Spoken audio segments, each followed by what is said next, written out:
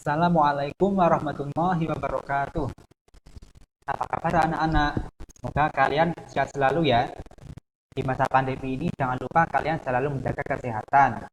Kalau pagi jangan lupa sarapan dan jangan lupa mandi. Ayo, siapa yang belum mandi? Mandi dulu. Sebelum melihat video ini, kalian yang belum sarapan atau belum makan, kalau kalian nontonnya siang hari, mandi makan dulu. Atau kalian yang nonton video ini pagi-pagi tapi belum mandi, mandi dulu biar sehat, biar selalu sehat sehingga tidak mudah terkena penyakit. Pada kesempatan kali ini kita akan melanjutkan pembelajaran kita tentang salah satu materi dalam Al-Quran Hadis, yaitu kita akan belajar tentang hadis. Hadis apa? Hadis yang menerangkan tentang menyayangi anak yatim. Pada kali ini kita akan membahas tentang hadis yang menerangkan keharusan kita untuk selalu menyayangi anak yatim. Kalian masih ingat hadis itu apa? Apa itu hadis? Ayo, masih ingat gak hadis itu apa? Kalau belum ingat atau lupa, saya ingatkan ya, bahwa hadis itu adalah, kalau secara bahasa, hadis artinya berita atau baru. Itu arti hadis secara bahasa. Kalau secara istilah, hadis adalah segala perkataan, perbuatan, atau ketetapan dari Rasulullah SAW. Jadi zaman dahulu ketika Rasulullah masih hidup, ketika beliau berbicara sesuatu, itu para sahabat mendengarkan dengan seksama. Dan zaman dulu itu mereka sangat cerdas sekali. Ketika Rasulullah berkata, para sahabat itu langsung menghafal apa yang Rasulullah sampaikan. Dan setelah itu, para sahabat pun menyampaikannya kepada orang lain, entah itu kepada para sahabat, entah itu kepada anak beliau, atau mungkin kepada murid-murid beliau. Dan itulah yang dinamakan hadis, ketika Rasulullah berkata sesuatu, didengarkan oleh para sahabat, lalu disampaikan kepada orang lain sehingga bisa sampai kepada kita. Itulah yang dinamakan dengan hadis. Dan salah satu hadis yang kita akan pelajari kali ini adalah hadis tentang menyayangi anak yatim. Tapi sebelumnya kita garis bawahi dulu. Siapa itu anak yatim? Yatim itu berasal dari bahasa Arab, yang secara bahasa artinya adalah sendiri. Jadi ketika orang sendiri itu dinamakan yatim kalau dalam bahasa Arab. Ada juga kalau dalam ilmu fikih itu seorang yang janda, orang yang telah ditinggal mati suaminya atau diceraikan oleh suaminya itu juga dinamakan yatimah karena dia sendiri. Itu secara bahasa. Kalau secara istilah, yatim artinya adalah seorang anak yang sudah ditinggal mati oleh ayahnya sebelum ia mencapai usia balik. Ketika ada anak kecil, orang tuanya itu meninggal, tepatnya ayahnya yang meninggal, maka dia dinamakan anak yatim. Nah, balik itu adalah artinya ketika seseorang secara agama dianggap dewasa. Jadi secara agama, bukan umumnya tapi secara agama. Bagaimana balik itu? Balik itu adalah kalau bagi laki-laki seorang dianggap balik, dianggap dewasa secara agama adalah ketika ia mengalami peristiwa ihtilam atau telah mencapai usia 15 tahun. Kalau bagi perempuan, balik itu adalah ketika dia juga mengalami, maaf ini terpotong ya, videonya terpotong. Di sini ditulis usia balik bagi perempuan adalah ketika ia mengalami peristiwa ihtilam, sudah keluar darah haid, atau telah mencapai usia 15 tahun. Jadi ketika seorang laki-laki atau perempuan mengalami peristiwa ihtilam. Apa itu ihtilam? Ihtilam itu adalah mimpi basah. Mimpi basah itu ketika kalian semisal malam-malam tidur, pagi-pagi kok ngompol, celananya basah, tetapi ompolnya itu, airnya itu lengket. Itu namanya kalian mengalami peristiwa ihtilam. Berarti ketika kalian mengalami peristiwa itu, kalian sudah dianggap balik. Itu bagi laki-laki maupun bagi perempuan. Kalau untuk perempuan ada tambahan, misal belum pernah ihtilam, tetapi dia sudah mengalami haid, sudah keluar darah haid, berarti dia juga sudah dikatakan balik. Atau laki-laki maupun perempuan belum ihtilam, yang perempuan belum haid, tetapi ternyata sudah berusia 15 tahun, berarti dia sudah dikatakan balik. Dan ketika balik, mereka atau seorang muslim ketika balik itu implikasinya, dampaknya adalah wajib baginya segala hal yang diwajibkan oleh Allah kepada seorang muslim. Jadi semisal kalian sebelum balik itu, semisal kalian tidak sholat, itu masih belum berdosa karena kalian belum dihitung, belum balik. Tetapi ketika kalian itu sudah balik, ketika kalian melakukan dosa, itu malaikat sudah mulai mencatat amal perbuatan kalian. Jadi seperti itu. Makanya sejak kecil itu kalian harus latihan untuk beribadah, meskipun belum wajib, meskipun tidak sholat itu tidak susah, tetapi tetap harus sholat. Meskipun kalian kalau belum puasa itu tidak dosa karena belum balik, tetap harus belajar puasa, karena supaya ketika kita sudah tiba-tiba balik, karena kita tidak bisa memilih waktu kapan kita balik, bujuk-bujuk gue umur 10 tahun sudah balik, itu kadang ada yang seperti itu. Ada perempuan yang masih umur 11 tahun tapi sudah haid. Nah, kalau sudah haid otomatis wajib baginya wajib sholat, wajib puasa dan lain sebagainya. Kalau kita sudah latihan sejak kecil, itu pasti kita akan mudah melaksanakan ibadah-ibadah yang diwajibkan oleh Allah kepada kita. Tetapi kalau kita sebelumnya tidak pernah latihan, tiba-tiba balik, nah itu kan kita pasti kaget, akan keteteran, malah kita bisa akan banyak dosa karena kita sering meninggalkan ibadah gara-gara sebelum balik itu kita tidak latihan terus. Makanya seperti itu. Nah, kembali ke pembahasan yatim itu, ketika tadi ada anak masih kecil ditinggal orang tuanya, dia dinamakan yatim. Tetapi ketika dia sudah mencapai usia balik, berarti dia sudah tidak dikatakan sebagai anak yatim. Seperti itu.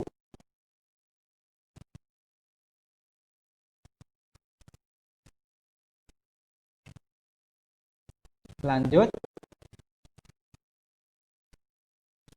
Nah, kita lanjut pembahasan tentang hadis anak yatim. Hadis anak yatim ini diriwayatkan oleh Sahal. Sahal itu berarti nama salah seorang sahabat.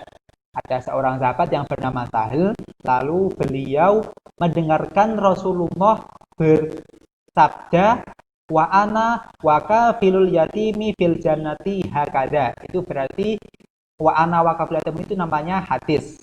An Sahal ini namanya seorang rawi. Rawi artinya adalah orang yang meriwayatkan hadis, sedangkan Rasulullah ini adalah sumber dari hadis. Dan ini wa ana wa kafil yatimi fil jannati hakada ini adalah namanya matan hadis. Matan itu artinya isi. Jadi ini adalah isi hadis. Nah, tadi kan pengertian hadis itu ada perkataan dan perbuatan Nabi. Hadis ini termasuk hadis yang menggabungkan antara hadis perbuatan atau hadis fi'li dan hadis perkataan, hadis qauli. Wa ana wa kafil yatimi fil jannati hakada ini adalah hadis qauli, perkataan Rasulullah. Setelah Rasulullah berkata seperti ini, beliau melakukan sesuatu, yaitu wa asyara bisababati wal wusta wa faraja bainahuma hay'an. Seperti itu. Nah, sebelum kita lanjut pembahasan tentang apa maksud dari hadis ini, kita baca bersama-sama ya, supaya kita bisa menghafalkan hadis ini. Jadi saya membaca, saya mengucapkan, lalu kalian mengikuti. Seperti itu ya. Wa ana wa kafilul yatimi. Ayo ditirukan. Wa ana wa kafilul yatimi. Wa ana wa kafilul yatimi. Wa ana wa kafilul yatimi fil jannati hakada. Fil jannati hakada. Fil jannati hakada. Wa asyara bis sababati wal wusta Wa asyara bis sababati wal wusta wa asyara bis sababati wal wusta wa farja bainahuma syai'an. Wa farja bainahuma syai'an. Wa farja bainahuma syai'an. Itu ya, nanti diulang-ulang supaya kalian bisa cepat hafal. Karena cara menghafalkan yang paling baik itu dengan cara mengulang-ulang bacaan kita. Artinya adalah bahwa Rasulullah SAW bersabda, "Aku dan pelindung anak yatim di surga seperti ini." Beliau menunjukkan jari telunjuk dan jari tengah, dan beliau merenggangkan antara keduanya. Jadi pertama Rasulullah bersabda, lalu beliau mempraktikkan bahwa orang yang menjadi pelindung anak yatim bersama Rasulullah seperti ini. Ini maksudnya apa? Nanti saya terangkan.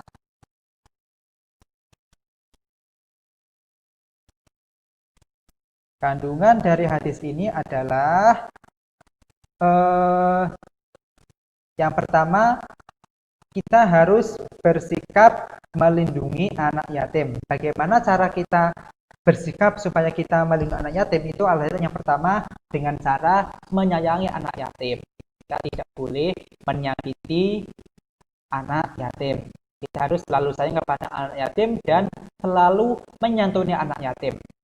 Ketika kita punya rezeki yang berlebih, maka baiknya kita menyantuni anak yatim. Bisa kapanpun, tetapi lebih-lebih kalau ketika kita berada di bulan Muharram pada tanggal 10 Syuro, itu lebih-lebih kita harus lebih banyak lagi dalam hal menyantuni anak yatim. Tetapi selain bulan itu, kita juga tetap dianjurkan untuk menyantuni anak yatim. Lalu kita juga harus mengurusi dan memperhatikan semua keperluan hidupnya. Jadi semisal kita menyantuni anak yatim itu terutama bagi anak yatim yang kekurangan. Jadi kan tidak semua anak yatim itu butuh bantuan. Ada juga orang yang kaya raya, tetapi ternyata ada orang yang kaya raya punya anak yang masih kecil, dan ternyata orang yang kaya itu tiba-tiba meninggal dunia meninggalkan anak yang masih kecil.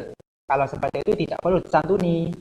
Yang perlu disantuni ini adalah orang yang anak yatim tetapi dia termasuk orang yang kekurangan dalam kehidupan sehari-hari.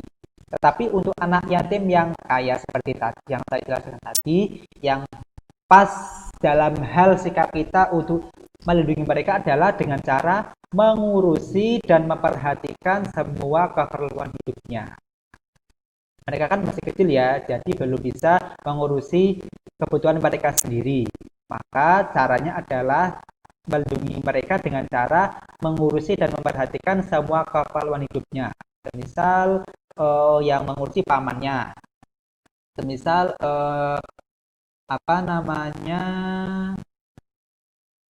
Nurhadi semisal adalah anak yang kaya raya. Anak yang kaya raya tapi ternyata orang tuanya tiba-tiba meninggal dunia. Sehingga Nurhadi masih kecil, tetapi kan dia karena masih kecil belum bisa, kan bingung. Nurhadi punya uang banyak, mau buat apa, kan dia pasti belum tahu. Nah, ternyata Nurhadi punya paman yang bernama semisal Radia itu pamannya Nurhadi. Nah, Radia itu paman yang baik sehingga Nurhadi ini uangnya urus supaya bisa digunakan untuk keperluan sehari-hari dari Nurhadi. Dan Radia itu tidak boleh makan dari uangnya Nurhadi. Tugas Radia itu adalah mengurusi supaya uang yang dimiliki Nurhadi itu menjadi bermanfaat, tidak sia-sia, tidak dihambur-hamburkan oleh Nurhadi, karena Nurhadi pada waktu itu masih kecil dan belum bisa mengurusi dirinya sendiri dalam hal mengurus harta. Itu seperti itu. Radia boleh Radia semisal tadi karena mengambil sedikit keperluan sebagai istilahnya sebagai, kalau dalam kali ini gaji lah, untuk gaji, tapi ya gajinya itu seperlunya saja. Jangan sampai gaji Radia itu lebih besar daripada uang yang dia gunakan untuk mengurusi Nurhadi. Misal Nurhadi kalau tiap hari itu karena dia kaya, semisal dia diberi uang saku 20.000 tiap hari. Tetapi dia punya anak dan anaknya itu ternyata diberi uang saku 50.000 dan 50.000 itu diambil dari uang milik Nurhadi. Itu tidak boleh, itu namanya tidak melindungi anak yatim. Kalau melindungi harus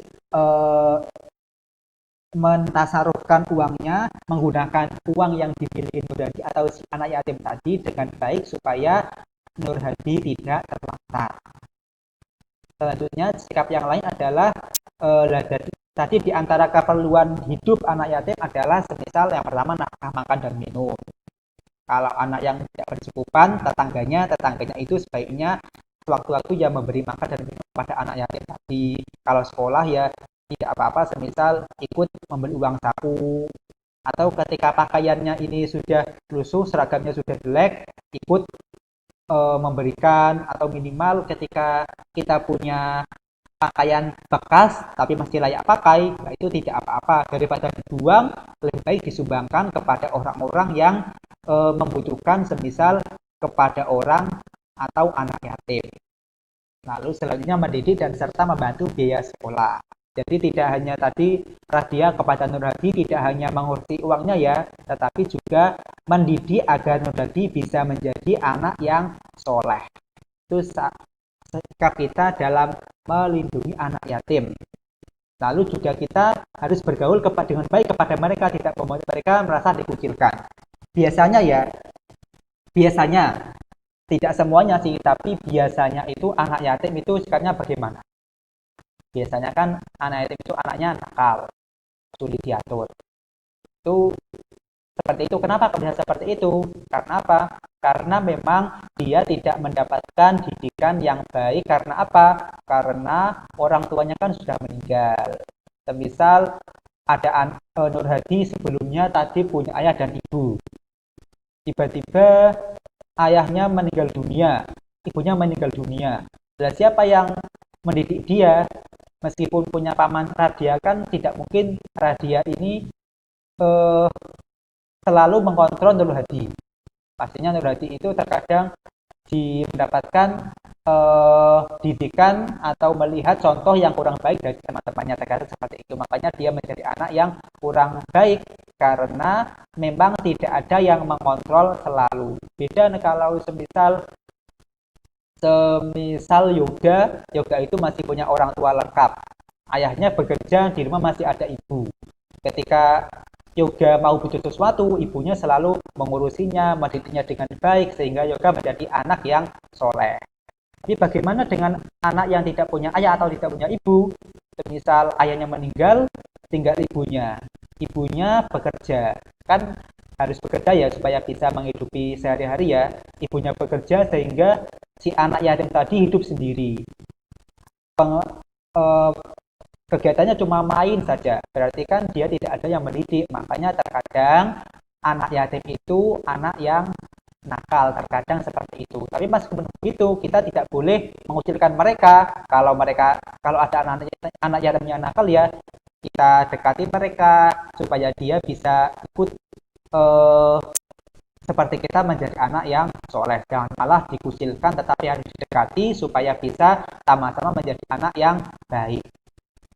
Nah, kita juga tidak boleh menyakiti atau berkata kasar kepada anak yatim. Meskipun dia nakal ya, kita harus mengingatkan, tetapi mengingatkannya tidak boleh dengan cara kasar, tidak boleh menyakiti. Itu seperti itu. Nah, ada balasan atau pahala bagi pelindung anak yatim. Yang pertama, tadi dihadiskan Rasulullah bersabda bahwa beliau bersama orang yang melindungi anak yatim itu seperti ini. Beliau menunjukkan jari telunjuk dan jari tengah, dan beliau merenggangkan antara keduanya. Artinya adalah bahwa Rasulullah nanti di surga itu akan dekat dan bisa menjadi tetangga bagi pelindung anak yatim. Siapa yang tidak mau dekat dengan Rasulullah? Kita saja yang masih hidup di sini ingin sekali kita nanti di akhirat nanti mendapatkan syafaat dari Rasulullah. Dan ternyata kita di sini ketika masih hidup termasuk menjadi orang yang selalu melindungi anak yatim. maka bisa dipastikan nanti insya Allah di surga nanti di akhirat kita akan bisa dekat dan bisa masuk surga. Lebih-lebih kita bisa menjadi tetangga Rasulullah. Itu adalah balasan yang sangat luar biasa dari Allah bagi orang yang melindungi anak yatim. Dan orang yang melindungi anak yatim itu juga akan diangkat derajatnya. Contohnya seperti apa? Contohnya adalah semisal ada orang yang ketika tanggal 10 Muharram, kan tadi saya berkata lebih-lebih kita menyantuni anak yatim itu lebih-lebih ketika tanggal 10 Muharram. Karena ketika tanggal 10 Muharram kita menyantuni anak yatim lalu mengusap rambut mereka sebagai tanda sayang, itu di setiap rambut yang kita usap itu kita diangkat derajat kita. Coba ketika kalian mengusap rambut, ada yang bisa menghitung enggak rambutnya yang kalian usap itu berapa? Bisa nggak dihitung? Kan nggak bisa. Itu berarti menandakan bahwa orang yang menyantuni anak yatim itu akan diangkat derajatnya secara berlipat ganda, tidak terhitung karena besarnya pahala orang yang menyantuni anak yatim. Dan setelah itu tentu saja kita akan mendapatkan pahala yang sangat banyak. Dibuktikan dengan apa? Dibuktikan dengan ketika kita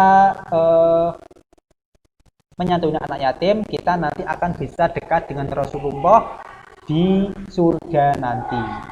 Tetapi tentu saja kita ketika menyantuni anak yatim itu harus dengan sikap yang ikhlas, tidak boleh riya.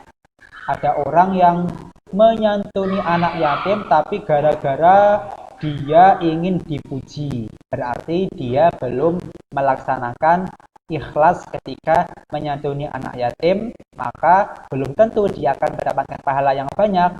Yang akan mendapatkan pahala yang banyak itu adalah orang yang melindungi anak yatim, tetapi dia juga dalam sikapnya itu ikhlas semata-mata karena Allah. Tidak karena ingin dipuji, tidak karena diperintah oleh orang lain, tetapi karena perintah dari Allah Subhanahu wa taala. Maka dia akan mendapatkan pahala yang sangat banyak dan akan diangkat derajatnya setinggi-tingginya oleh Allah. Itu pahala. Lah, bagaimana dengan orang yang zalim terhadap anak yatim? Di dalam surat Al-Maun, ketika ada orang yang menghardik anak yatim, dia akan dicap sebagai pendusta agama. Ada yang hafal Al-Maun ayat 1 sampai 3 yang seperti ini bunyinya. Bismillahirrahmanirrahim. Ara'aital ladzi yukadzibu biddin, fadzalikal ladzi yad'ul yatim. Maaf, bukan ayat 1 sampai 3 tapi 1 sampai 2. Ara'aital ladzi yukadzibu biddin. Artinya, tahukah kalian apa itu pendusta agama? Fadzalikal ladzi yad'ul yatim. Mereka itu adalah orang yang suka menghardik anak yatim. Makanya tadi salah satu larangan dari anak yatim itu adalah kita tidak boleh berkata kasar atau menyakiti anak yatim. Tidak boleh berkata kasar karena apa? Karena ketika kita menghardik anak yatim, oleh Allah kita bisa dicap sebagai pendusta agama sesuai yang tertera dalam surat Al-Maun ayat 1 sampai 3. Dan orang yang, apalagi tadi ketika ada orang yang memakan harta anak yatim secara zalim, itu termasuk dosa besar. Ini termasuk juga semisal ada orang yang mengumpulkan, semisal ya, ada orang yang ada panitia masjid, itu mengumpulkan dana untuk disantuni kepada anak yatim, sehingga terkumpul uang sebesar 10 juta. Itu termasuk lumayan banyak. Tetapi dalam pada waktu pengurus masjid itu membuat acara untuk memberikan dana tersebut kepada anak yatim, pengurus itu tidak boleh mengambil uang untuk acara tersebut. Dalam arti seperti ini, kalau ada acara kan kadang kita ada menyewa sound system, terkadang kalau ada pengajiannya kita juga membutuhkan uang untuk memberikan bisyarah atau amplop kepada pembicaranya. Kita juga butuh teratak, butuh tenda, itu kan butuh uang. Nah, itu tidak boleh kita mengambil dari uang yang kita kumpulkan 10 juta yang untuk anak yatim tadi. Karena kalau karena ketika kita mengambil uang itu, kita meniatkan diri untuk uang tersebut agar bisa diberikan kepada anak yatim, maka kita tidak boleh mengambil uang itu untuk acara yang lain. Nah, dari mana? Nah, gimana nanti kalau buat acara ya, acaranya sederhana saja. Untuk uangnya mungkin bisa tarik lagi iuran khusus untuk acaranya. Dan 10 juta tadi harus semuanya diberikan kepada anak yatim, tidak boleh ada yang digunakan untuk hal yang lain. Karena kalau ada yang digunakan untuk hal yang lain, berarti dia termasuk orang yang memakan harta anak yatim secara zolim. Itu termasuk dosa besar. Terus juga ketika tadi semisal cuma contoh ya, semisal tadi pamannya Nurhadi itu Radia ketika mengurusi harta Nurhadi ternyata dia memakan uang Nurhadi secara zolim, itu juga termasuk dosa besar. Dan orang yang memakan harta anak yatim itu diibaratkan orang yang menelan api dan dia akan dimasukkan ke dalam neraka. Na'udzubillah min dzalik. Sekian ya untuk pelajaran kali ini. Untuk pelajaran hadis kali ini cukup sekian dulu. Kalau ada hal yang kurang berkenan atau kesalahan, saya mohon maaf yang sebesar-besarnya. Wassalamualaikum warahmatullahi wabarakatuh.